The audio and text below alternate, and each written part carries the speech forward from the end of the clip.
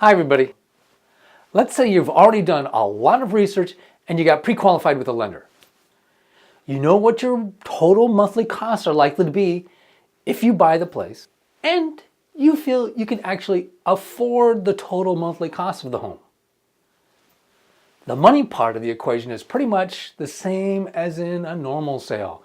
Getting pre-approved for a mortgage loan is the same whether you're buying from your landlord or anyone else.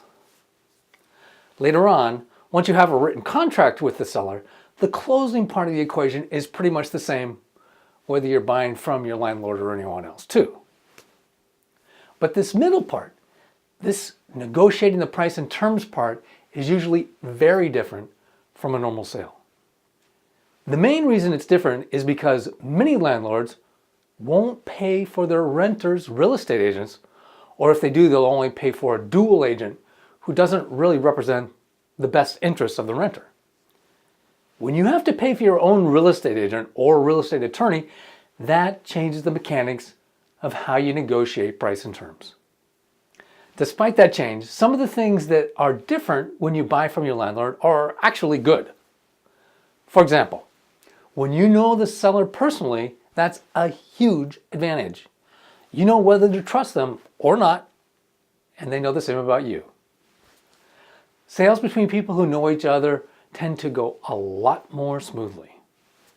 The trickiest part of buying your home from your landlord or from anyone else is coming to an agreement on the price. The biggest fear home buyers have is paying too much for the house. I know. The first home I ever bought, I felt like I paid too much for it, and it made me miserable for years. The key to pricing, of course, is figuring out what the home is worth in the first place, and then buying it somewhere within its fair market value price range.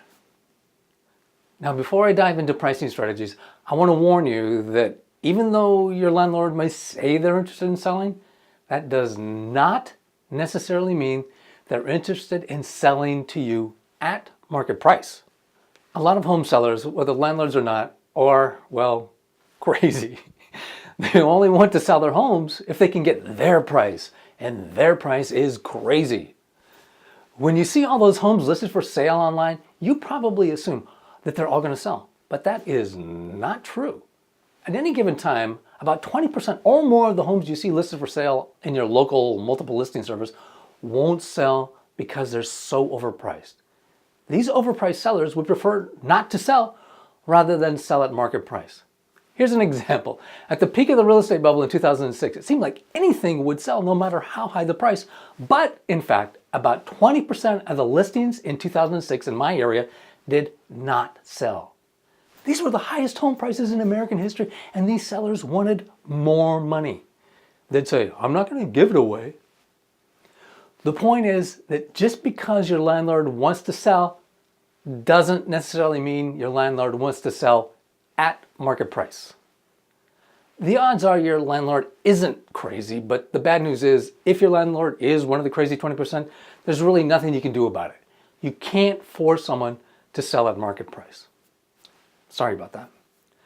Sometimes you just got to walk away from the deal.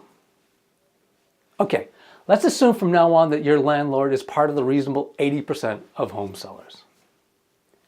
In the next video, we'll talk about how a normal home sale works so you can see just how different landlord to tenant sales really are.